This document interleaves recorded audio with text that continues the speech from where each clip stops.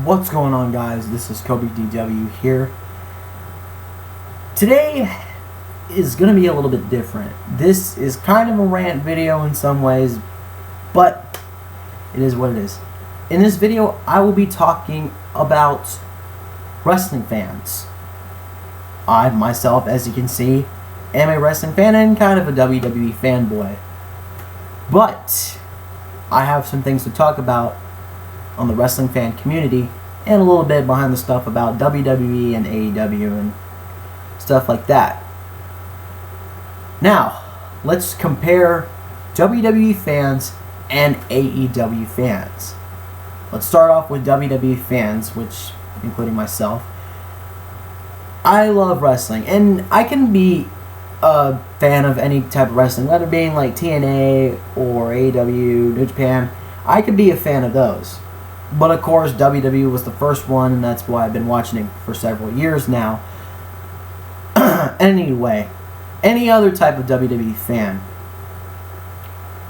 they want a certain character and wrestler to be pushed up to the roster. And the next thing you know, like let's say 2 months, they automatically turn on them because they think they're not good enough. First of all, you asked for the push, so be grateful. And you asked it for a decent, lengthy title reign. Let's take Kofi Kingston for example. When Kofi Kingston first became WWE Champion at WrestleMania 35 a couple of years ago, everyone loved it. No one expected Kofi Kingston to become WWE Champion, but ever since Elimination Chamber, the build-up got more and more interesting to the point where Kofi Kingston was going to get that match. He did, and he did. And he won that match. But like a couple months later, people just turned on Kofi Kingston and asked for his push to end, which I believe was around June, July, something like that. They asked for the push to end. It lasted for another 3 months before Brock Lesnar eventually squashed him at the 20th anniversary of SmackDown. Now, some people were happy, but I guarantee those same fans who were happy were also super mad that Kofi Kingston's reign should not end. Why?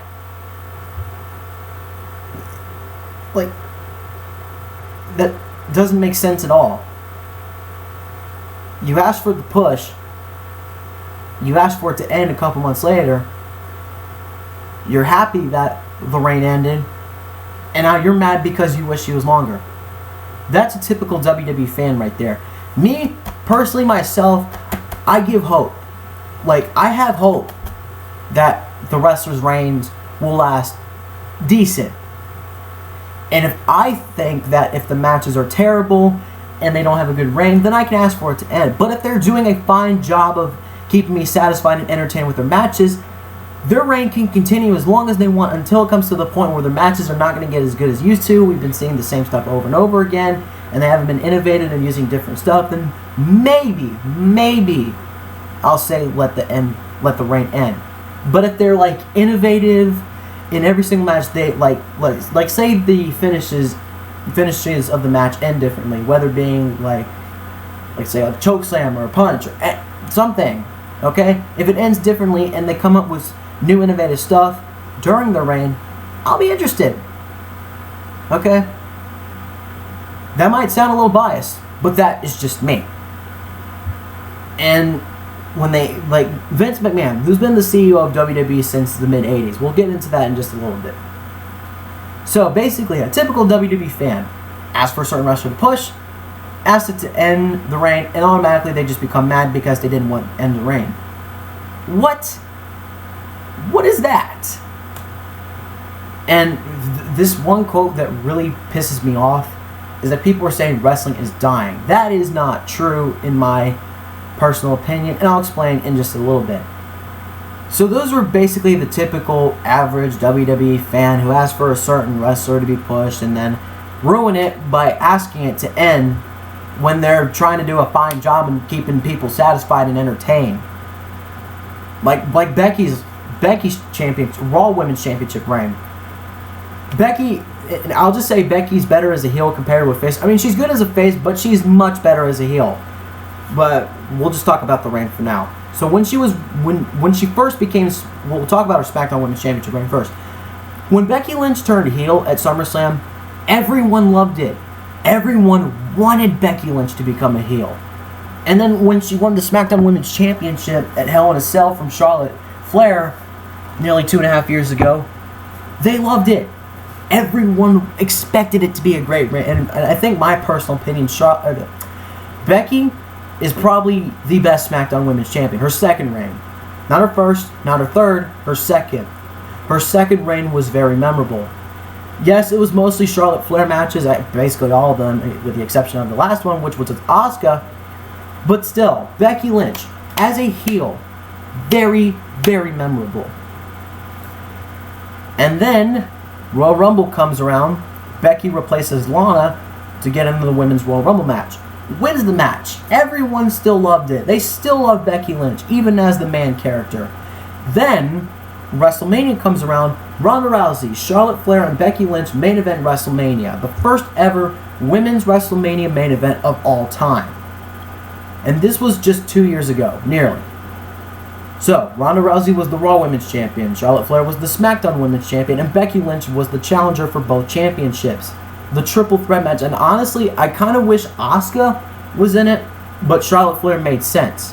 Because she had all the accomplishments. Now, I'm comparing the three wrestlers. Charlotte Flair, the spoiled queen with all the accomplishments. Ronda Rousey with a bad reputation for violence, even when she turned heel before WrestleMania. And Becky Lynch, who worked her butt off, day in, day out, every single day up until WrestleMania to get to that moment. And she got her moment. Even though the ending to that match was botched, it was still an amazing ending and is a very, very important WrestleMania match because it was the first WrestleMania main event that involved the females. Literally, like 2 months after Becky Lynch won the Raw Women's Championship and after she lost the SmackDown Women's Championship at Money in the Bank, people started to turn on her because they said she was not good enough. Where did you get that? Like, I know it's your opinion if you think a wrestler sucks, but where did you get that? Like, why or how did you come up with that? Like, give a good explanation of why you think it's a good idea to turn on a wrestler who's trying to entertain you for as much as possible, and then all of a sudden take that away because of a fan says to end a push. Explain that. You can't. Because it's just there. Now, now there was a point where I wanted Becky to lose the championship, and that was in January of last year. I'm glad it's not there, like, right now anymore, but here's what happened. Becky Lynch said that she wanted the female wrestlers to get equal payment as the male wrestlers.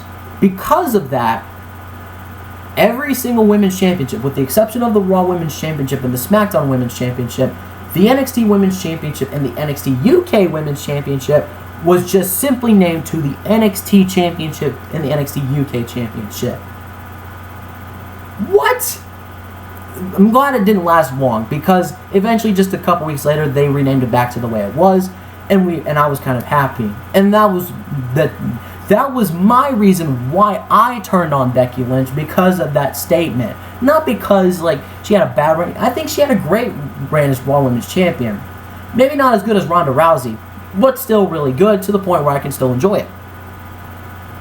But for her to say, like, female wrestlers getting equal payment as male wrestlers, you know, some people agreed, some people didn't, and I'm not going to... If I said Becky Lynch was probably a feminist, I'd probably get... I'm not saying she is a feminist, but, you know, it kind of pissed me off. But, yeah. Basically what I'm trying to say, a typical WWE fan is just basically asking a wrestler for a push, like tells Vince, hey, push that wrestler up to the roster. And then the next thing you know, a couple months later, oh, Vince, bury this guy. Like, you're literally confusing Vince McMahon. Look, whether you like Vince or not, he knows what to do. He knows what he's doing from time to time. He's done a lot of wrong, but he's done a lot of right. And that is why he's the most successful wrestling CEO of all time. And the biggest legend in wrestling history because of his success in WWE. He's put on tremendous matches throughout the last 30 plus years. He's put on great storylines. He's put on some great promos. He's cut great promos before, even as a heel and a face. Whether face Vince, heel Vince, he can put on an excellent promo. Vince McMahon is the greatest heel in professional wrestling. Hands down. He's done a lot of wrong. He's done a lot of right. And that's what a CEO should do. Make mistakes, fix them. You don't just make a mistake and just leave it at there. You fix it because you want to make the fans happy. That's basically it. Now to the AEW fans. And this is probably going to get a lot of criticism, but I'm ready for it. AEW fans. AEW has been around since 2019, and lots of people who are former WWE fans said that this company was going to outlast WWE, or outrun WWE in terms of the best wrestling promotion ever. Bring back the old school wrestling. That was a very controversial statement, in my opinion. I think wrestling is great as it is. You know, I mean, times have changed. You know, your favorite stars go out, and there's new people come in, and we hate them. You know, we just take it way too seriously. AEW fans are much stricter and much hardcore than WWE fans today. I will admit, and this really pisses me off about AEW, but I will say this.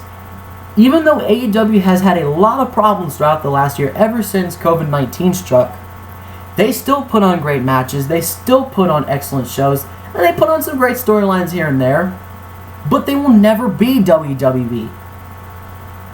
Why would you compete a company that's nearly 70 years old when your company is just not even a year old yet?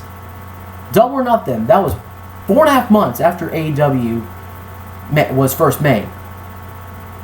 And people automatically think that AEW, who's not even half a year old yet, think that it's automatically better than any other WWE show ever made. It's their opinion, but I want to be a little bit realistic as well. You can't just... One show, you can't just say, like, AEW when it first starts in 2019, Double or Nothing happens. People think it's better than any other WWE show made. You can't just automatically assume that because the company's not even like a year or 2 years yet. It is now, but back in 2019, it wasn't, because it just started. It was fresh, new, and it had a lot of good fans up until COVID-19 struck. Well, it had a lot of toxic fans to begin with because trust me, I have a friend at school. I'm not going to say his name because I don't want to give personal information away. But I asked him why he thinks AEW is better than WWE. Because he said they have better talent. It's his opinion, but what kind of opinion is it? A very cliched and poor opinion. I don't consider that as a valid answer. Just because they have better talent, who freaking cares? Any talent is equally as good unless I say otherwise. Anyway, AEW is just nothing but a wannabe WWE. Why? Because they're trying to recreate storylines from like the 90s, from the Attitude Era to like the early 2000s. More so. They bring in like weapons like barbed wire, thumbtacks. We don't see those in WWE anymore because of the PG era. And I admit, there have been times in WWE during the PG era where I didn't like it. I wanted it to end. But I had hope to put on great shows during the PG era, and they put on multiple great shows every year. They try so hard. You are underestimating WWE. Speaking of, I think fans underestimate WWE too much, and they overestimate AEW too much. They just don't give WWE enough credit for putting on excellent matches and shows. And don't give me the whole, WWE is fake. They're not really hitting each other. They're not really kicking each other. It's all fake. So freaking what? It's a show. I mean, I will admit, when I first heard that WWE wasn't real, I was kind of upset. But after looking back, I realized, okay, now I understand why they call it fake. But I didn't call it fake. It's scripted. Okay, it is scripted. because it's supposed to happen. I mean, sure, we all know that they don't hit each other for real, and they don't kick each other for real unless it's on accident, but they go through so much. And like MMA moves used in WWE, that is a very, very common thing. And we know how much that really hurts. Submissions, strikes, whatever you want to call it. Try it in real life and it will hurt like hell.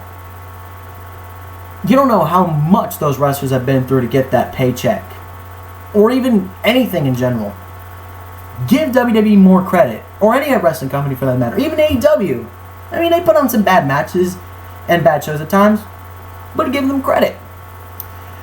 Anyway, so here is a typical AEW fan nowadays.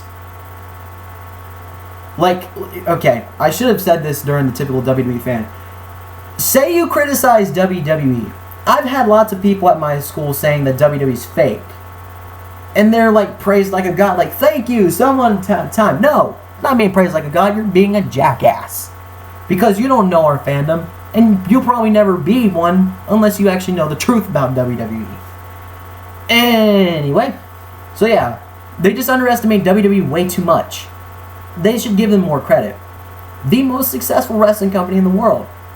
Because it's just that, and they're just that good. No matter how many... I probably should save that quote for a little bit later. Anyway. So basically, what it goes, if you criticize WWE and says it's fake, you're praised like a god. If you criticize AEW, not only are you going to get tons of backlash, you're also going to receive some death threats. And that is way too messed up. Okay? I like a good AEW match at times. I mean, heck, I like Cody Rhodes.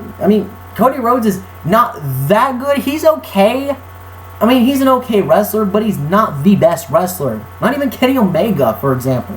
Kenny Omega, one of the most popular wrestlers in AEW, and a very, very well-respected wrestler. But people overrate him way too much. He's had great matches, yes. He's had great storylines, yes. But is he the best wrestler or champion or puts on the best matches ever? No. And this, we'll get to my next topic or subject in the topic later on. But yeah, they just overrate AEW way too much. So yeah, you criticize AEW, you're going to see massive criticism and you're going to see lots of death threats from hardcore delusional fans. I personally don't watch AEW as much as I used to when it first was around, but I can still watch it nowadays. I mean, I watched 2 Full Gear pay-per-views in a row and okay, well, some of the matches didn't go as like I used to, but I thought it was decent, and I spent my time to watch it. Was it worth it? Kind of, because I'm a wrestling fan, and that proves that I don't just watch WWE. I have AEW, I've rated AEW shows before. I've watched Revolution 2020, I watched Full Gear 2020, I watched Full Gear 2019, and I'm planning to watch All Out 2019 sometime soon, because the video of the full show is on AEW's YouTube channel. Go check that out. Anyway, so all I'm saying is, don't be very delusional and don't be super hardcore. Be the person you are, okay? It's your opinion on what you like and don't like, but that doesn't mean you have to shit on it. Which brings me to my next one. Vince McMahon as the CEO of WWE versus Tony Khan as the CEO of AEW. Vince McMahon, who is 75 years old and has a net worth of nearly $2 billion, he's been the CEO ever since his father passed away in 1984. He's put on very successful matches. He's put on great characters, storylines, matches. I know I said that, but I'll say it again. Matches. Wrestling matches. Which brings me, like, people say high flying is an absolute bad thing. I'm just going to get this out of the way. I do not mind any high flying of any sorts. Whether it being like a flying form, a flip, anything like that. I want a good high flying move. Do it too much, you're going to become a show off and the people are going to turn on you. Look, we need athletics in WWE. We need more athletics. We just don't need like the show off flippy kicks. Like a simple flip and not like a show off flippy flip and kick, whatnot, is perfectly fine with me. Like just a dive. That's it. like nothing else. Like, now let's say like a corkscrew too much and little to no technical wrestling or even ground and pound submissions and whatnot, yeah, you're going to have to use a little bit more work. I'm not saying you can't wrestle, but you just need to have a little bit more work in your system. So, anyway, Vince McMahon is the CEO of WWE. Like I said, he's done some wrong, but he's done some right. He's satisfied millions of fans around the world. He's made a successful wrestling company, even without the presence of his father. This is why we love and hate Vince McMahon at the same time. But you don't want to know why? You don't want to know why some of the wrestlers we see on television get thrown away all the time?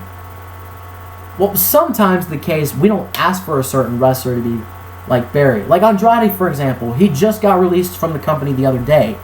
He has great talent, and people he has great talent. Andrade has great talent in WWE, and WWE ruined him.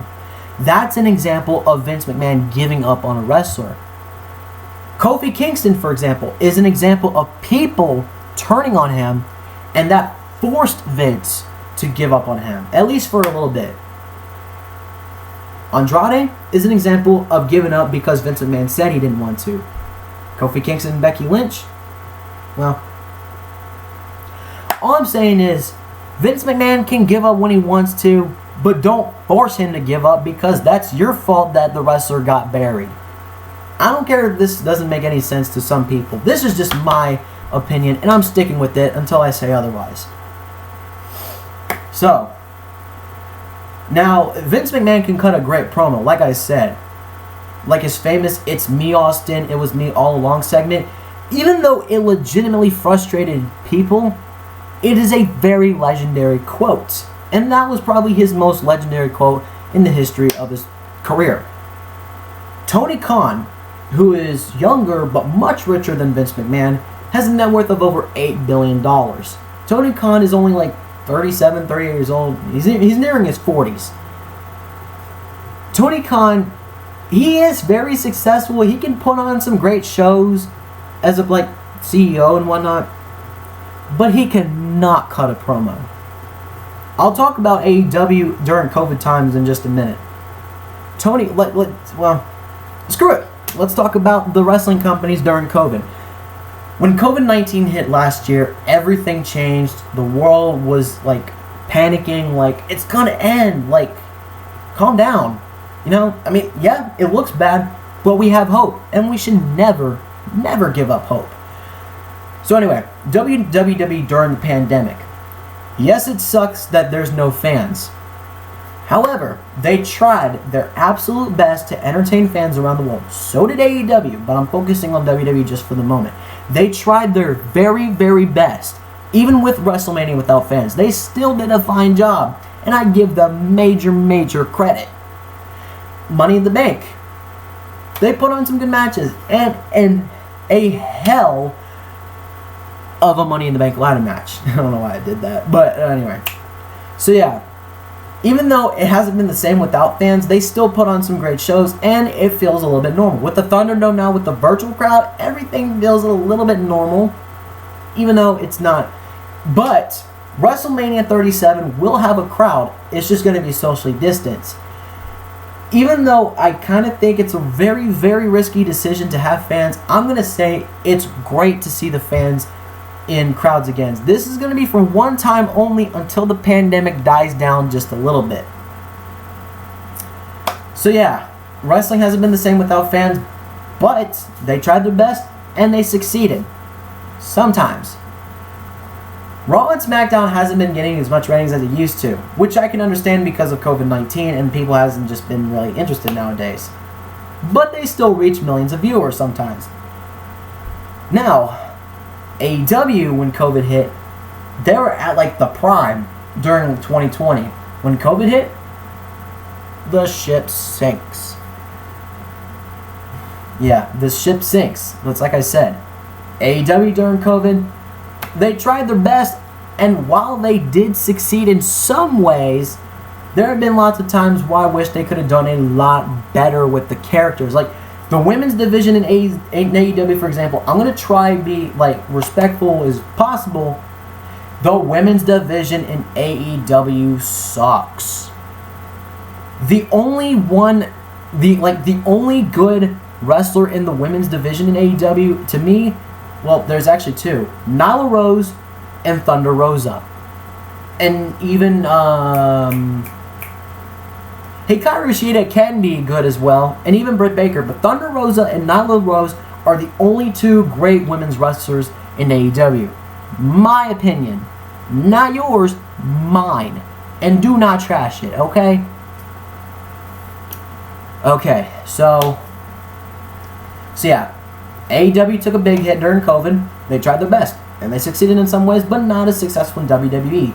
Because they put on some great pay-per-views. AEW, not so much. Even though it was kind of decent. The only decent pay-per-view was Revolution in 2020 and Full Gear in 2020. Double or Nothing and All Out were the only two bad ones. Even though the Stadium Stampede at Double or Nothing was fantastic. But, another thing I want to bring up. The recklessness and the abusive things that they do for copyright. Let's talk about Matt Hardy versus Sammy Guevara at All Out. People expected this to be a great match, and trust me, I did too.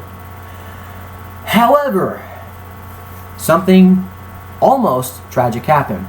Matt Hardy and Sammy Guevara were standing on a forklift. Two tables, was it one or two? I can't remember. Well, there was like a table or two standing next to the forklift. However, the tables were too close and the landing was not, planned. So Sammy Guevara speared Matt Hardy off the forklift. They both went off the forklift, not Sammy, but both of them. So they both missed the tables barely, but Matt Hardy was the one that completely missed the table. His head hits the concrete and has a concussion, is unconscious, and is bleeding out of the back of his head. And the referee even checks on him. What does she do? Nothing. She completely lets the match continue instead of calling it off, giving Matt Hardy some medical attention. Why in the world would you continue a match with someone having a legitimate injury who cannot even wake up for just a minute, have a concussion, and probably convulsing a bit? Why would you let the match continue? End the match and give him some help. And WWE knows how to be safe because they're not that reckless. They know what to do. When a wrestler gets injured, they call the X and the match is called off and they seek medical attention. That's how you get the job done. And not to mention the copyright system. Of course, no one wants to get copyright. Sometimes we do it without permission. But WWE, there can be a fair use of copyright. However, even though WWE has blocked a lot of videos from copyright, which we still didn't like, is at least an understandable reason compared to AEW. AEW takes down videos that criticize them because they can't take it. WWE can take criticism, and they can take an L and a miss and a hit at times. But eventually, they fix it. AEW, on the other hand, cannot take criticism at all. Like, for example, Revolution, just a few weeks ago, that botched explosion from Jon Moxley and Kenny Omega in that exploding barbed wire death match. Honestly, I haven't seen the match myself. I only saw the ending. Now, I don't know if the full show is uploaded some other site, not on YouTube, obviously. But AEW messed up big time with that explosion. Even AEW fans hated the explosion. Even Dave Meltzer didn't like the explosion. And speaking of Dave, well, I'll save that for just a little bit. So, Tony Khan, he even in the podcast said that, do what you gotta do. What? I know I'm trying to get as best I can, but I'm doing the best I can. So, Tony Khan says that, I know the explosion was botched and it was supposed to be bigger, but it was a dud. Even wrestlers didn't like it, but Tony Khan was the only one that liked the explosion. Why? If it's an exploding barbed wire death match, it could have, the ending could have gone like fireworks, like fire going everywhere, and not just like a sizzling sparkle, just like that. That's not how the explosion works, dude. Make it good. And you didn't. You messed up. Big time. And AEW just can't handle it. And even WWE were taking shots at AEW explosions. When Bobby Lashley did his entrance as WWE Champion, bunch of pyro went off. And I automatically knew that they were going to take a shot at AEW. And I now noticed that 10 minutes from now, Monday Night Raw is going to come on. I'm going to watch it, at least not fully, because I'm going to do a little bit of exercise. Yeah. But, yeah. So, we only got like 10 minutes left for me. So, I'm trying to get this quickly as possible. So, WWE can take criticism, AEW can't. That's the big difference. Dave Meltzer, the main Wrestling Observer Raider. He's been the Observer Wrestling Raider for as long as Vince McMahon has been the CEO. Just 2 years longer. I believe it was 82 or 83. He gives a rating from 0 to 5 stars. Unless he thinks the match is super freaking terrible, it's going to be less than 0. Where if he thinks the match is completely great and like God, like speed, like the best, he can give it a 6 or even a 7-star rating. Here's how I rate matches. I don't rate matches less than 0, and I don't rate matches more than 5. That's excuse me. I need a drink of water real quick.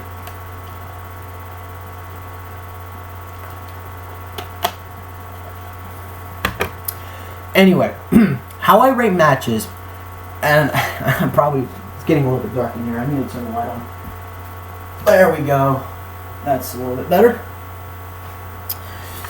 So, how I rate the matches, I don't rate matches less than 0, and I don't rate matches more than 5.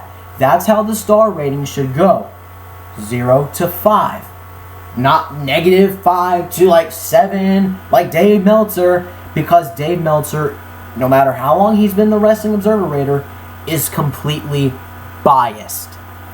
Whether being... Now, Dave has said some positive things about WWE, but he's leaning way too much towards New Japan and AEW. Kenny Omega, he's gotten matches more than 5 stars. He's got a 6-star rating, he's got a 6.25 star rating, and he's got a 7-star rating. With him and Kazuchika Okada. Those three, 6, 6.25, and 7, all those matches were with Kazuchika Okada and New Japan Pro Wrestling. He's even received a 6-star rating in AEW, and that was at Revolution last year, but that's irrelevant. We're talking about New Japan right now. So, Wrestle Kingdom 11, Dominion 2017, and Dominion 2018. Those 3 matches got more than 5 stars between Kenny and Kazuchika. Wrestle Kingdom 11, 6 stars. Dominion 2017, 6.25. Dominion 2018, 7. Those should not be real ratings, unless if you were doing it from a scale of 1 to 10 stars. That could be understandable. But if it's on a regular 1 to 5 star rating, it should never go above 5 stars. Give it 5 stars, and we'll be fine with that. 6 or 7? Are you kidding me? Wrestling matches should not go above 6. Well, should not go above 5, and should not go under 0. The lowest rated match ever was between Roddy Piper and Mr. T at WrestleMania 2. It got a negative 5-star rating because it was a boxing match. That's completely understandable because it was not a wrestling match. It was a boxing match. But matches like Hulk Hogan and Andre the Giant, which may look like the most memorable WrestleMania match, really isn't. It's not like completely terrible, in my opinion, but it wasn't great. Me personally, I gave Hulk Hogan and Andre the Giant a 2.5 star rating. What does Dave Meltzer give it? A negative 4-star rating. Why? 2 of the most legendary wrestlers of all time gets a match less than 0. Less than -3 for that matter. -4. Why? This is why I can't take Dave Meltzer's rating seriously. Sometimes. Some of his ratings can be a little bit, understandable at times, but we got to be a little bit realistic. Shawn Michaels versus The Undertaker, in my opinion, better than any of the Kazuchika and Kenny Omega matches I've ever seen, because it felt intense. Shawn Michaels versus Undertaker, WrestleMania 25, the one Major match. Everyone wanted to give it 5 stars. It only gets 4 3/4. It's still a high rating, but that's not what we expected. And that got the same rating for WrestleMania 26 as well when they faced each other again at next year's Mania. I get it. It's Dave's opinion, and we can't change it unless he says otherwise. He can rewatch it again. He's revised some ratings. But if I took Dave Meltzer's place, I would change all the bullshit ratings that he's put up for so many years. Let's say, well, there's too many matches to think of, but any match that I think should at least get a 4+, he only gives like less than 3. If I took his place, I would change that rating into a 4+, so I could make fans happy to make the rating look understandable. Like Kane and Undertaker, for example, a 4-star match. My opinion, at WrestleMania 14, he gives the match 1.5 stars. I'll say this, that Dave Meltzer probably back in the day was way stricter compared to he is today. Speaking of like bias, Nick Jackson, he's the wrestler that has the most 4+ star matches ever, whether being 4, 4.25, 4, so on and so forth. He has the most 4+ star matches, and he hasn't even been wrestling for that. Well, he probably has been wrestling for that long. But here's the thing: the Young Bucks, they are a great tag team, but they are severely overrated. Like people said, they're the god of tag team. No. You got tag teams like the Hardys, the Dudleys, the New Day, the Usos, the Shield. Teams like that, they're actually very dominant. And so are the Young Bucks. But they are severely overrated compared to the 5 teams that I just mentioned. Yes, they put on some good matches. They put on some great storylines at times. But they are not the best tag team in the world. They will never, unless they do something about it. Unless they have a better fan base. This is just my strong opinion, okay? I'm sorry if I'm being too hardcore on the AEW fan base. Look, I like the Young Bucks. I don't think they suck. They're okay. They're great, but they're not the best. And I know they're not the best because I've seen better tag teams that have way more successful, even if they had a higher rating according to Dave Meltzer. For example, Edge versus Randy Orton at Backlash, even though it was heavily edited, did not get a rating because it said not rated. I understand if you gave a cinematic, well, technically it wasn't cinematic, it was actually at the Performance Center, but it wasn't outside. So yeah, Edge versus Randy Orton at Backlash did not get a rating because it was being a heavily edited match. Now, before I talk about it, do I think Edge versus Randy Orton at Backlash was the greatest wrestling match ever? Hell no. But do I think it was a classic? Absolutely. Me personally, I gave it a 4 3/4. I would have gave it 5 if it wasn't for all the usage of no selling and the kickouts. That's all. Other than that, I gave it a solid 4 3/4 out of 5 because it was an instant classic. Not the greatest, but an instant classic still. Dave, on the other hand, gives it a not rated rating because it was heavily edited. As a matter of fact, there was a quote him saying about the match, Backlash 2020 ratings. Let me unplug my phone so y'all can see. Let me try to find the quote. Here it is. So this is what he said, because people were saying it was a 5-star classic. Me personally, it's not a 5-star classic. It's a classic, but not a 5-star classic. So this is what he actually said, and I'll use this to compare it to his biasism towards AEW New Japan. He said, if you want to call it a 5-star match, you could, but doing so would be unfair to everyone who actually worked a 5-star match without those benefits. Just to show you the proof, here's the quote. I don't know if you can see it well, but there's the quote from Dave Meltzer. Doing so would be unfair to everyone who actually worked a 5-star match without those benefits. Dude, you gave the Young Bucks, nearly all the Young Bucks matches, 4-star ratings because you like them. And I'm not trying to be too hardcore. I know it's his opinion. I know I like the Young Bucks too, but I don't overrate them too much. Dave overrates them. He gives 4-star matches, heck, even 5 or 6 for that matter, because he likes the Young Bucks. he doesn't really pay attention too much about the actual matches. Like, what's a good match example? AJ Styles and John Cena, SummerSlam 2016. They worked super hard to make the match look like 5 stars, and it was a 5-star classic for a lot of fans. For Dave, it was only 4.5. Pretty high rating, but not enough for a lot of fans to make them feel very, very, very satisfied. For Dave, he just likes, no, it's not 5 stars because it's not Japan or AEW. Fuck you, seriously. Any match in a wrestling company can be a 5-star. WWE, AEW, New Japan Pro Wrestling, TNA, or Impact Wrestling for that matter, NWA. Who cares? If it's a 5-star classic, it's a 5-star classic. It's your opinion. But just be a little bit realistic sometimes, even in your opinion. Opinions are not facts, obviously. But we just have to have a valid reason. Having a 4-star rating just says, oh, because I liked it, oh, because I like this wrestler, is not a valid reason. You have to give a very valid reason of why you gave the match like 4 stars or more. Because there was so many moves that looked tremendous, like a submission counter or a move counter, anything. That's an understandable reason. But just because you said you like the wrestler is definitely not a valid reason. Now, let's the final one. Like, indie wrestling is getting attacked by multiple crooked smarks. Because they said, oh, he's gay. Oh, he's gingered hair. He has no soul.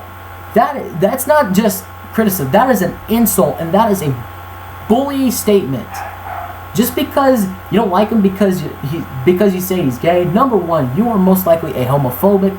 Number two, you don't even recognize how much work he's put into that athleticism and moves. Like Finn Balor, for example. I love Finn Balor, and he's one of my favorite NXT wrestlers right now. He's the current NXT champion. However, there are still people out there that call him gay for no reason at all. Just because he does some flips does not make him gay. You are a homophobic, and you're just absolutely pathetic. Okay? I like Finn Balor because he puts on some good matches. Him and Karrion Kross is going to be a classic. I don't want to be too high on my expectations, but I expect it to be good enough for me to be satisfied. You know, Finn Balor is not the best wrestler like in the world, but he's one of them in just one brand, and that is NXT. Which brings me to the next one. NXT versus AEW, the Wednesday Night Wars. When the Wednesday Night Wars first started in October 2019, it felt like an actual war. But sooner or later, it was going to feel like a knockoff of the Monday Night Wars. And it was. It is and will always be a knockoff of the Wednesday Night Wars. Or not, I meant to say Monday Night Wars between Raw and Nitro from the late 90s to the early 2000s. God, I need some water.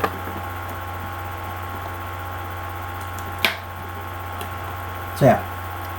Both NXT and AEW can have a good amount of ratings for sometimes, but after a while, their ratings start to drop because there's some people out there that just don't, care to watch. People attack NXT for no reason at all. Yes, I know, NXT can do, a bunch of no-selling, but they at least try to make the matches look realistic, like Finn Balor and Kyle O'Reilly. One of the most realistic matches I've seen in a very, very long time. Next to Brock Lesnar and Daniel Bryan from Survivor Series 2018. Kyle O'Reilly and Finn Balor at TakeOver 31. A classic wrestling match. It wasn't just flippy kicks. Most people, I bet even some anti-Finn Balors out there, they don't even like. They admit there's some people out there that actually like the match because there wasn't any, flippy kick. I mean, there was kicks, but just, regular spinning heel kicks, not flippy, oh, look at me, I'm doing a corkscrew, anything like that. It was a classic wrestling match. Almost everyone loved it. It was very well praised. Even Dave Meltzer liked it. Even though it wasn't 5 stars, Dave Meltzer still loved that match, even though it didn't get 5 stars. I gave it 5 stars because it looked like 5 stars. And I love the moves, the counters, the storytelling, the fact that Kyle O'Reilly is finally becoming a single star instead of being in a tag team for so many years. That's why that match was a classic, and that's why I voted that 2020 NXT Match of the Year. Anyway, I lost track, but NXT is getting attacked by some people who don't even know crap about NXT. Yes, they can do a little bit overselling it sometimes, but that doesn't make the wrestlers gay or like gingered hair, no soul. That is just pathetic, and you are just absolutely tarnishing that. You are ruining our fandom to turn on them because you're manipulating us. And you're also insulting your own fandom as well. You're ruining your own, intelligence of professional wrestling.